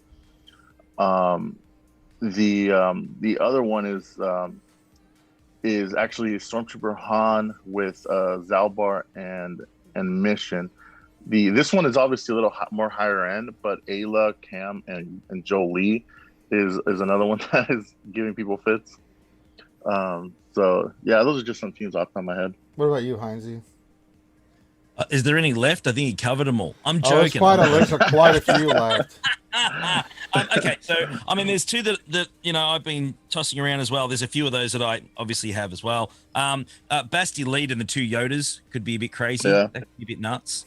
And another one for anyone that's got what I would call a paper Dark Trooper out there. If you've got a low geared Dark Trooper, chucking Padme, Anakin, and Dark Trooper in, so every time he gets knocked off, Anakin gets a bonus turn as well. And Cuz wanted to use that. Yeah, that's certainly one that I think will be really interesting. That won't work for me. Mine's a little bit too high.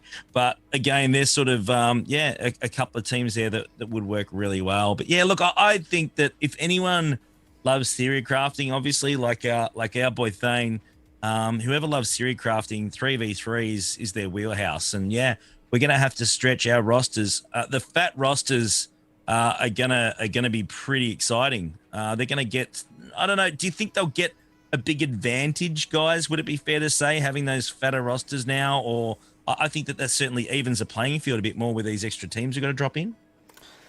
Well, I think it comes down to, can you beat GLs?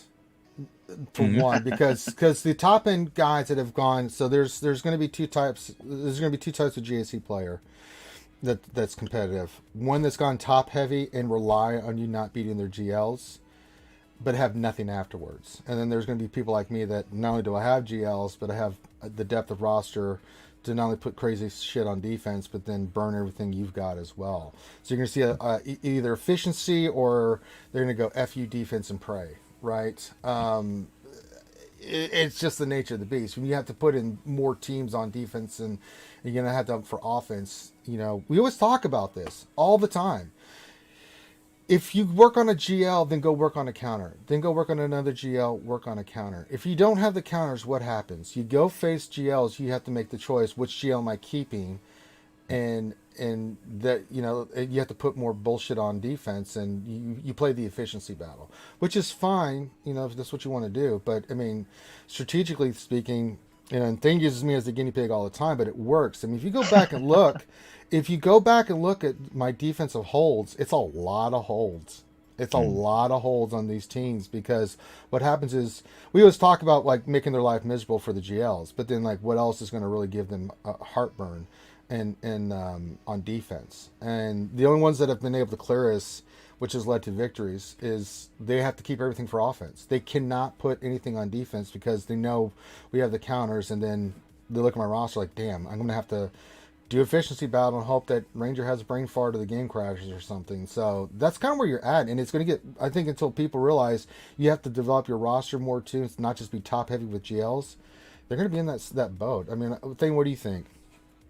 Yeah, no, exactly. Now, this kind of comes to someone asked a question earlier as to why I hate C, and it's not so much that I hate C. I mean, I kind of do, but the thing is that once you have 4 GLs, like, you're always facing 4 GLs, right? Yeah. And like right now with you, Ranger, like, we'll occasionally still run into people who have only 2. Yeah. So it's just one of those things where it's like, look, you can't just chase these GLs. Like, as much as people think like, oh, I'm gonna fall behind. Like, you won't fall behind.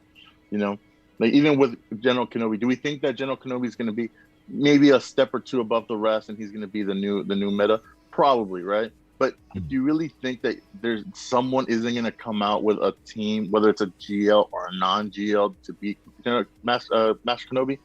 Someone is. Community's too smart. Community is way too smart to not figure out how to beat this guy, right? 100%. So, just take it slow. Focus on your smaller teams. Like, if you look, especially with these new divisions, right? If you want to make sure you don't bloat your roster too much and you can be competitive, focusing on an Imperial Trooper team that requires like 1 or 2 Zetas, maybe 3 Zetas, is going to give you more bang for your buck than going another GL. So just it's like, at this point, we always joke about the fluffy versus lean roster, right? At this point, what I will say is just work on your core. Just make sure that your roster is well rounded. You don't have to go crazy with relics. Like look at Ranger, he's got some that are relic 1, some relic 2, some have no relic levels.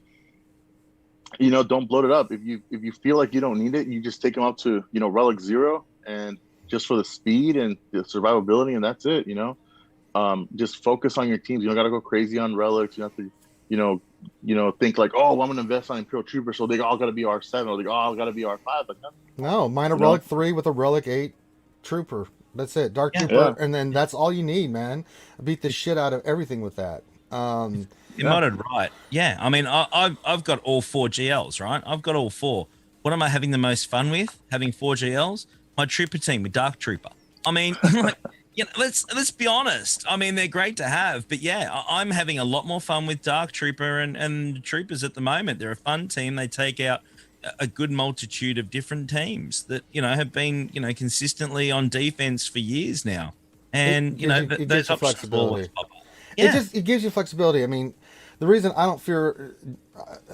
So here's the thing: if you have, like for me, I have 3 GLs, but then I have Troopers, Vader, Jedi Knight Luke as counters. So we've done it where we always put 2 GLs on defense. Like, okay, I got this, and not even worry about it because we just go in there and kick the shit out of stuff because I'm not worried about it. We had to develop those, and you only need certain characters. Like the Vader counter, I think the only character that's Relic 7 there is Vader.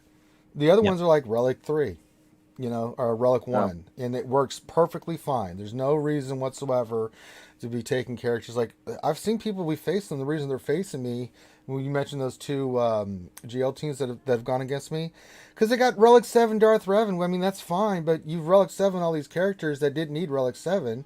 And you're facing me that has 3 GLs and all the other relic characters that you have too. Yours may be on the other team's a little bit higher relic, but that's not doing you anything. I mean, my Darth Revan's going to beat your Darth Revan because it's faster. Even though you're relic 7. I mean, how many times have we done that? So you just got to be smart about it. And the more you can develop your other teams, I mean, it really helps you out. The more flexibility you have for offense and defense, the better your GAC is going to get. And the more fun you'll have, honestly. Because it's like Ranger was talking about. Like when they have all the GLs, but that's all they have. They go up against someone like Ranger again, right? You got to keep them all for offense, otherwise you're not getting through it, right? Like for instance, like me and Loki, right? Like me and Loki, if we really wanted to, and we set all 4, if both of us set all 4 GLs on defense, we could do that, and we can probably still clear the board, just because of the amount of depth that we have, at our level. But the same thing applies at the lower levels, right? If you stop at like 2 GLs and then you work on all the counters, and then you get a 3rd GL, like, hey, you just set yourself up to. I'm not gonna say you're gonna win every single time, but you set yourself up to, not struggle through GAC. Like, I mean, how frustrating is it? Like, do we hear people go like, oh, I'm facing 4 GLs, I have 4 GLs, but they don't have anything else, and now they get stuck behind something. Yeah, that's no fun. So, kind of. Preemptively, build your roster to where you have, like again, this depth, and it makes it easier now because a lot of these teams that, are used for counters are used in other places as well. So it makes it a little easier to. Oh yeah, I mean, if you have all those counters and they don't put GLs down, it just makes it where you're undersized and everything. You're just like, okay, well, this is an easier fight than I was expecting, so let's just go in there and kick the shit out of stuff, right? And if you do your roster right, like for me, I'm going to get Kenobi, that'll be my 4th GL, but I'm also then working on Bad Batch and Cat. That's just going to make my roster that much more flexible with 4 GLs and the Bad Batch and, being ready for the next GL. So I can go in there and just be like, I got 6 GLs plus all these counters plus Bad Batch and all this other stuff. I'm not worried about it, like I don't have my Night Sisters fully relic. I just didn't see the need. Certain characters and tunes, like I just don't see the need to work on them unless you have an idea. Eventually I will, but if you're smart about it, you can really develop your roster in a way that'll make you really be, that's how people complain about Bitcoin, of the way he's done his roster. I'm sorry, that's genius. That's absolutely genius what Bitcoin has done. Those guys specifically work on teams and took advantage of the system, and that's min-maxing, and that's the way you should do it. I mean, I get in this debate all the time. You know, people say, oh, you're a min-maxer. Yeah, you do that in every game. What game do you not play? Do you try to min-max your stats and ability so you can beat the damn game? That's the whole point, right? I mean, if you played World of Warcraft, you weren't going in there, well, I'm just going to go medium stuff here with the gear so I can try to beat this, right? No, you went min-max. You're trying to get the most damage and effect and tanking and all that stuff. I mean, get out of here with that shit, you know? So, I mean, god dang, I can't stand that argument. You're min-max. Get out of here. That's called using your brain, you know? We got a question in that I think is relevant to what we're talking here, and it says, do you think that there will be less full clears in GAC with increase in defensive teams? No, Yes. I don't think so. It depends I think it's going to be the same. I think that it will be, we'll see it more often at the beginning, kind of like when 3v3 first came out. We were hearing people saying like, oh, we're not clearing because we still haven't learned how to be efficient with our rosters, right? Like, and that's going to be all of us. Like, people complaining about it. Let's just get that out of the way. Hey, we're all in the same boat. Ranger, me, Heinze, Loki, Warrior. Maybe Fort might be the exception because he uses spreadsheets and algorithms that I don't understand. He does. But we're all in the same boat here, guys. Like we don't know what the most efficient way to set defense is. We don't know what's overkill. We don't know what's underkill. We don't know what we don't know what teams we're seeing on defense, so we don't know how to prep for them. So yes, probably for the first couple of months, it is going to feel that way. But hey, as time progresses, as our rosters develop, as new tunes come out, as new counters come out, as new theory crafting comes out, as new everything comes out, we'll go back to having all full clears, guys. No worries. Yeah. I think we'll find that again. Yeah, early on there won't be as many full clears because I think we're going to see more of that problem with less full clears, more in 3v3 than 5v5, because I think we all agree that sometimes, a lot of people know what they're doing, but sometimes if someone's playing and a battle goes a bit sideways, you're not going to have those extra teams that you would in the past rely on to help you get out of trouble a little bit there. So you'd need to strategize for that and try and give yourself some sort of a buffer. So those that plan really well and plan for contingencies will be fine. But if you go into a battle and for some reason something goes a bit pear-shaped, which it can do, you're not going to be able to dig out of it as easily. And I think that might cost a full clears along the way. Yeah. You're absolutely right, man. Question from the engineer. This is a good one. He says, question, should swapping disc on Conquest be free instead of spending Conquest credits? I want to experiment more with disc. That's a good point. Absolutely. I hate that so much. Yeah, that's a great point. I mean, why? I can see it's supposed to be fun. Make it fun and just open it up so we can muck around with the data discs and sort of worry about it costing us to do so. It's a game, damn it. It's fun. It's supposed to have fun. I mean, yeah, I can see the other stuff. Obviously, yeah, you got to spend some of your bucks, but that's and then also too, we had the post about cat shards being priced wrong, so we're all getting 5 extra cat shards here soon, so that'll be nice. I mean, I know I've got 20. I think I've done the 4, so I've got 20 of her right now. So that happens. That doesn't worry me too much. I mean, that was just an oversight. They're going to give us our shards anyway. In the world, it makes it a little bit easier to get done with her sooner. I think we had a little boo-boo with didn't we have a boo-boo with Razor Crest too? And we got some Razor Crest shards or something. I don't know. Yeah, they canceled the Conquest, and some people got some more quicker than others. Certainly, yeah. Yeah. So there you go. Science, baby. All right. Any other questions? I'm looking. Don't think so. Yeah, there were some that came in, so we refreshed it. I think there was some from earlier. No, I'm looking. We've caught up to all the questions, I think. Let me look here.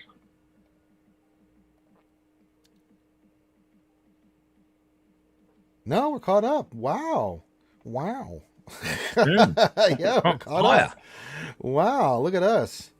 Doing good work, guys. Did a great job getting through all the questions. Good. All right, so get your questions in, guys. If you want us to answer your questions, if anything goes, we'll be more than glad to answer your questions.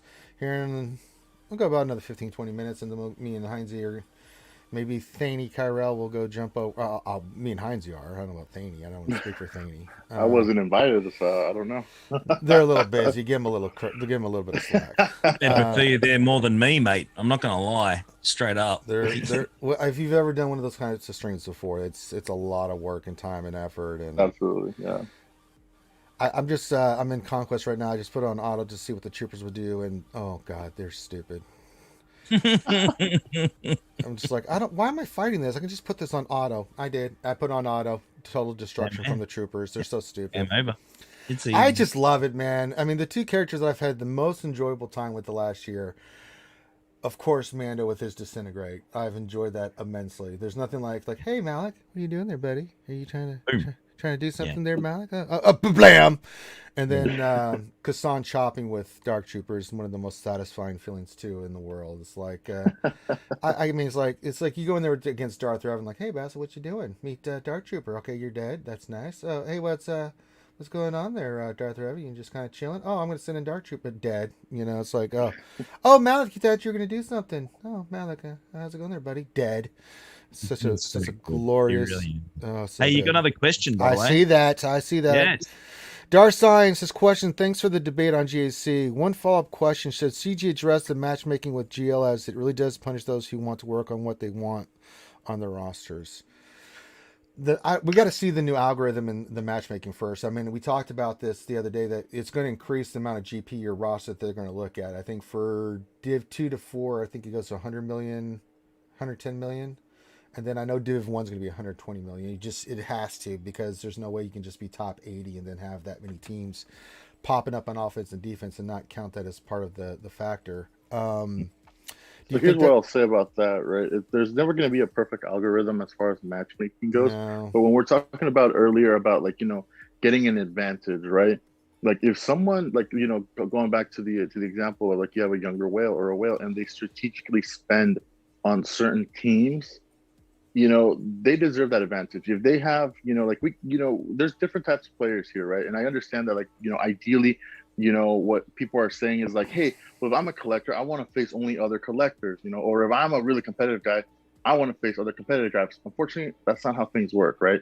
If you look at collegiate sports or any other avenue, that's not how it works, right? Not the best always face the best, right? They still have to face these other, you know, teams that are, you know, the 16th seed, the 17th seed, the 20th seed, right? It's not always number 1, number 2 facing each other. It's not always the top 5 teams facing each other, right? It's so unfortunately, you know, it's kind of the same thing we're gonna have to accept with GAC, right? We're not always gonna face people that are necessarily at our commitment level, right? That's one of the things that Loki gets frustrated about, like, you know, with the GA Center, right? He's like, man, like, I'm competing against these other players, but, you know, I'm in a bracket where everybody is as committed to the game as I am, and right. They, you know, and the margin for error is so small that if I slip up, then that could be the difference between me winning and losing, right? But then you have, you know, you get into a bracket like Ranger or, like, you know, further down the road where, you know, you just don't know where this people's commitment levels to the game is, right? So you can have, you know, we face really amazing players where we're like, how the hell did he beat us? And, you know, did he beat us fair and square? Maybe he did, and great on him, right? But then there's other times we go in there and this guy just has no idea how to get through our defenses, right? So it just kind of just, you know, there's never going to be that perfect algorithm because there's just too many variables, right? There's just way too many variables. And I know that sometimes, like, you know, people feel like, oh, I'm being punished. And, you know, to some extent, you know, I could say that same thing too. Like, oh man, I'm being punished for spending money because I'm facing against all these other people who spend money. You know, it's like, I wanted an advantage. I want to crush people, but there's never going to be a perfect scenario for matchmaking, guys. No. You know, that's just my thoughts on it. I mean, you know, we used to come up and, you know, we still have. We come up against matchmaking where there's, like, you know, almost, you know, 800K, almost $1 million differential in GP alone. And you're matching up against these guys. At least with the new brackets, they're going to cut a lot of that out.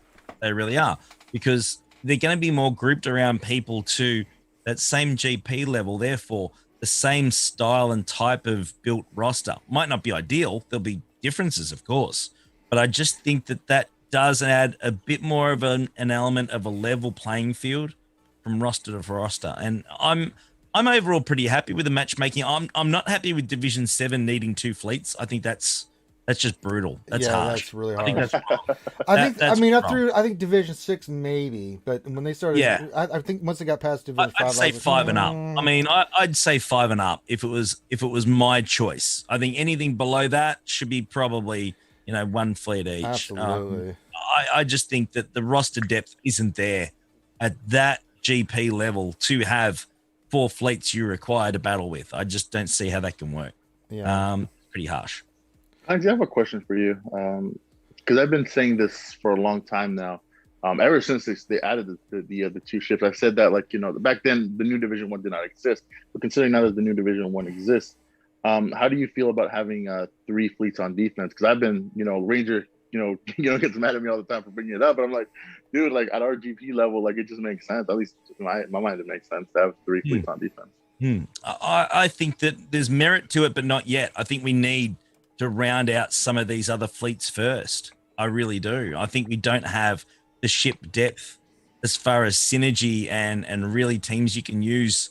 I think you'd be shortchanging yourself to try and get 3 and 3 at this point. I think that if we got a shipload more content like we keep hearing you might get, then I would say Division 1 and maybe Division 2, set it to 3 and 3. But at the moment, 2 and 2 makes sense until there's radical improvement to the amount of ships we have in this game. Yeah, because that was Razor Crest. I was kind of, going down, aside from Mace, we have now with Razor Crest, like once he goes 7-star and stuff, and he's already kind of proving to be somewhat viable, so, we have 7 fleets technically, that are, I mean, you can dust him off. Absolutely. But as I said, I don't think we can go 3 and 3 until we get 2 things. And again, I sound like a broken record. I'm sorry. We need a first order tank ship, and we need a Radis tank ship, a resistance tank. Once we have those, you then have, 6 serious fleets that you can build 6 serious teams with.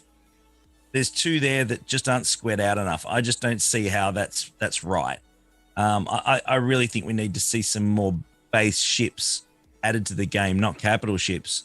And then, yeah, absolutely, the higher end, then, change it to 3 and 3, but just not yet until they fix the ships.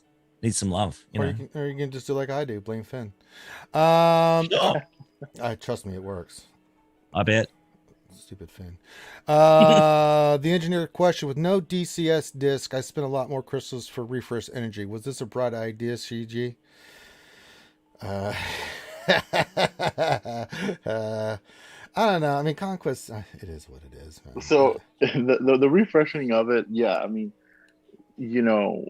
we talked about this, right? Because I think Loki was complaining about, during the last one, he's like, there's too much of a lull, right? And I I jokingly told him, but it's true.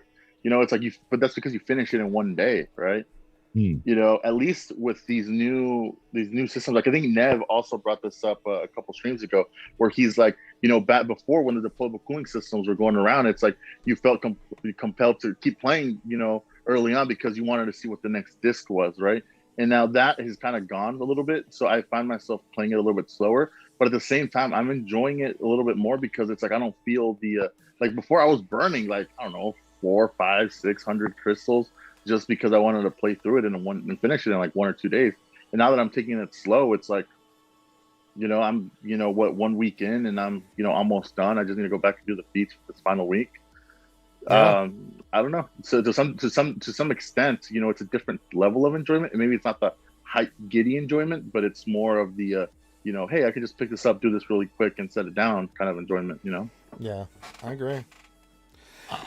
I think the game mode is great. I don't think anyone's argued with it. There's a few things they need to tweak, but it could be a heck of a lot worse, guys. I really believe it. I think that the way that they're releasing new characters and shards through it, new ships through it, it has the bones of being a really, really good event consistently for us that, will help us improve our roster. I see that, but it needs to be more fun again. And the DCS, the cooling system discs, just made it fun. We talked about that, very early on in tonight's stream. I think that really we need to bring the fun back to it so that we get engaged and we actually enjoy getting into it. We don't want it to feel like another grind in the game. We have enough grinds as it is. I think, boys, we all agree with that, do we not? Oh God, yes we do. Yeah. So I also think like part of it as well, sorry to interrupt, Heinzie, is that we still dude, also I'm done. Oh yeah. Okay. No, the one of the things as well that we have to consider is that we've been relying on the deployable cooling system as a community for so long that now all of a sudden we're all kind of looking at what best cards there are and kind of sharing best practices. I'm sure once this conquest ends, like I'm sure there's going to be, a lot of content creators like yourselves coming out with videos and like, hey, this is what I hear the community's talking about. These are the things like I said, I'm using those ruthless cards, and hats off to Grim. He mentioned the ruthless cards, and that's what I went for. Ruthless cards, stacking offense and buffs, and shoot, it's almost as if I don't even miss the deployable cooling systems. Like just as soon as I go and I rumble stop a team. The other thing as well is we shouldn't get too discouraged, because if anything, CG has proven time and time again that they are very open and receptive to feedback as far as conquest, they've gotten much better with that. I give them all the credit for that. Yeah. So if for whatever reason they do see, and also let's be fair. Kat is one of the best characters we've seen in a very, very long time. Oh yeah, she should be at least a little hard to get. Let's be fair. Absolutely, I understand. I understand that people are upset because maybe they were punching above a weight class thanks to the deployables.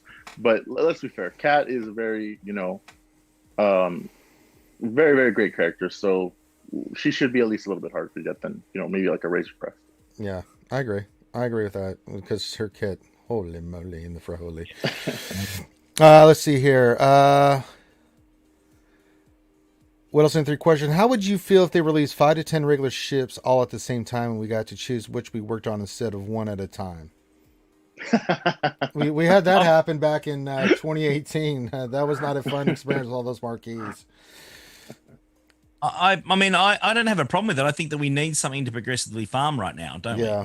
I mean, instead of just, okay, it's done in a week. I don't have a problem with releasing them, because then, making the decision on how you want to shape your roster is a good thing. We need the ships. We need some sort of an overhaul with that, whether it's, increased abilities or some sort of upgrades to the ones we currently have, or just more ships in our roster to choose from. We need something, if not both of those. So I think it's time for an overhaul. I think they've mentioned it. I think it's just a matter of time. Yeah, I blame. I think that they're going to actually bring out, because remember how we were supposed to get some kind like the hardware. I think Loki also asked Chrome about that. What I think is coming is, and I hope is coming, is ship Zetas, because we always talk about how much GP we need to to finish light side GOTB, and it's a big gap, right? Like bringing more ships can only do so much, but if they all of a sudden introduce like ship Zetas, then that's all of a sudden a way to massively expand our GP when it comes to ships, and like Heinz was talking about, potentially give us something else. Like for First Order, I don't necessarily think we need a tank. I've been saying this for a long time. I think they need something that cleanses and gives them tenacity up from the beginning for a few turns, and that constantly gives them tenacity up. That's what I think First Order needs. Resistance for sure needs a tank. But besides that, there's just, there's a lot of things that they can change with Zetas. I mean, how often have we seen it in regular characters where one Zeta on one character all of a sudden changes the dynamic of the entire team, right? So ships could be the exact same way. You bring something in like that, and the ships can all of a sudden turn upside down. All right. Let me get to the next question here. Dark Science's question: thoughts on this idea? Why not let people who finish Conquest early get the loot box early? If you spend Crystals finish early, why not reward those players? That's a good question. I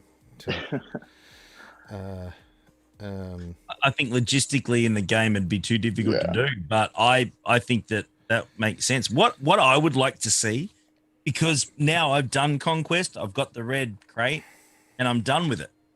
What I would like to do is maybe be able to muck around with the normal mode, for no rewards.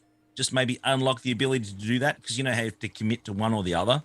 I'd love to. Okay, you've maxed it out. Have some fun with the normal one and muck around with it.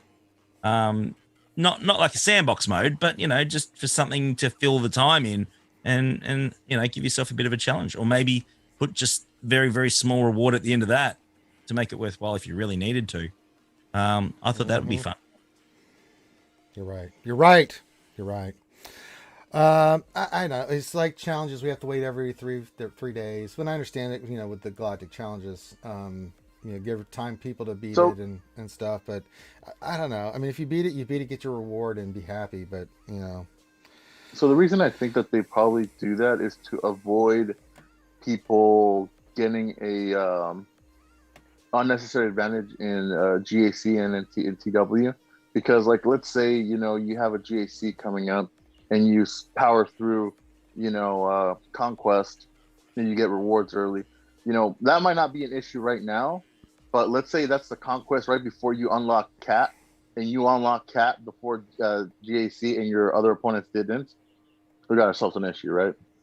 Well, not necessarily. I think you should be rewarded for working through and You achieving should, that. but I also think that CG also wants a certain, at least some sense of playing field on certain things. Yeah, I don't think that matters. I think that if you're smart, competent, and if you're pushing through that event quick enough, you should get your rewards once you get to that point. And if that just happens to be before a GAC lock, well, congratulations to you, because here's an idea. You're probably spending crystals on refreshes and stuff to get to that point before lock. So how is that not a financial advantage to CG for people to finish it quicker before those events start up? I don't have a problem with it, but again, maybe I'm on my own with this. I don't have a problem with it. I'm just trying to think of on CG's logic for a little bit, as to why they did it the way they did. How dare you use logic? All right. Around. One more question. We got it from Ray Rocks. This question: I know people hate to farm characters associated with a ship and like the idea of pilot ships, but with pilot ships, the speed are all the same.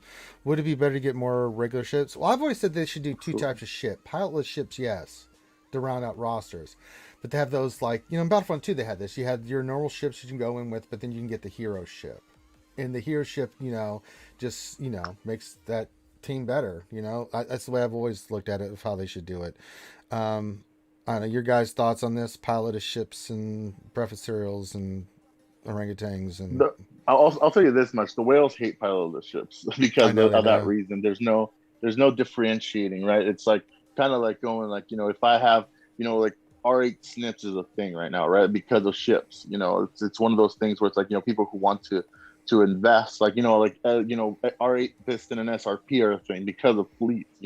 It's people, at the very high end, like I said, the things that separate you and the other players, are hairs, right? So having these things is can make a difference. So pilotless ships is not as popular, for some of the the higher end players for that reason, because it's just everybody's the same, and there's no it becomes an RNG fest at that point.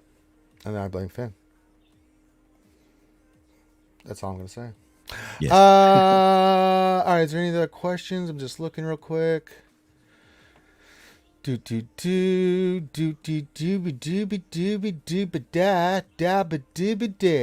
we're caught up. Hey, we did. Way to go, guys! Did a great job. We're tired. Did a great job. Way to go, guys. Did a great job. So what we're going to do is we're going to wrap it up. Thank you for all the questions. Make sure you hit that thumbs up. We're going to let Heinzie pimp his stuff here in a second. Before we go do all that, we're going to let you know that me and Heinz are getting ready to go jump over and hang out with the Bounty Honeys for a few and help them with their charity stream. And so we're going to go hang out with them. I've already linked it in Twitch below. Can I link it again? Let me see here. Let me put that in there. Let me see. No. I got to find it again. Damn it, Jim. Oh, Jim. Having to copy and paste as much as I do, I'm surprised. Gotta be careful with that. So I'm going to link it here again. There we go. So everyone have a great Memorial Day weekend, of course. Hit the thumbs up, subscribe if you haven't. Go check us out on the Bounty Honeys. Heinzie, where can folks check you out at? On Twitch, guys. We have actually changed the channel name to Galactic Legend Heinzie going forward. So you can catch us there. Yeah. So you can catch us over there on Twitch. Billy. It's a lot of fun. Again, Grizzly sessions are pretty wild. Friday night US. That's the time for all you awesome Americans out there. That's the best time for you. Is Friday night. And then, of course, we do Monday morning and Thursday mornings as well. US time on Harpoons and Beer when GAC's on. So a lot of fun, guys. Yeah. All right. And then, of course, you can check things out with me when we're doing GAC, which we'll be getting into next week. When are we doing GACs? Your schedule's changed, bro. We got to figure that out. You're going to have to stand by on that one, man. It's going to be at night. I just don't know what time at night. because, well, Yeah, can I well, I'll keep you posted on it for sure. I'm not sure. I have to know a little closer to it. Yeah. So you heard it here first. The JC Whisper has no idea. That's not good. When does it start? It doesn't start for like midweek, right? Not till like Tuesday night. When we'll have to start doing it like Tuesday night to do Wednesday night, tax and stuff like that. So yeah, it is what it is. Yeah. It is the law of the land. All right. I see anything else? No, I think we're good. So we're gonna go jump on the Bounty Hunter server.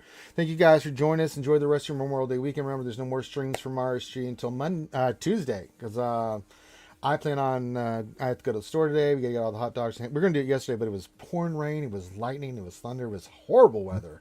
I mean, I got ready and we looked outside like, nope. Wait a minute, is that a tornado? Well, let's just stay inside and be safe. Let's not risk going to the store. So we got to go do it today. So we thought about it, but it just kept raining. We're like, you know what? Screw it. So we're gonna go get all the goodies. Ranger, you're getting called out in chat. For what? They were asking for the link for the bounty honeys. And Did the RC one? Okay, well let me make sure that that's correct. Sorry about that, folks. That's what I'm saying. When you're doing a lot of copy and pasting, this shit happens. Let me do it again. I apologize for that. Sorry, guys. Sorry. When you get 800 screens open and you're trying to do multiple things, these things just tend to happen. There you go, bounty honeys. Thanks for the dono hashtagger. Hey, hashtag, what's going on? $1.99. Very nicely done. There we go. So there you go. Very much appreciate it. So Heinz are going to be over there, and we will host you guys later. Thanks for joining us at the Jedi Academy. We'll see you guys soon. Peace out. Bye, guys.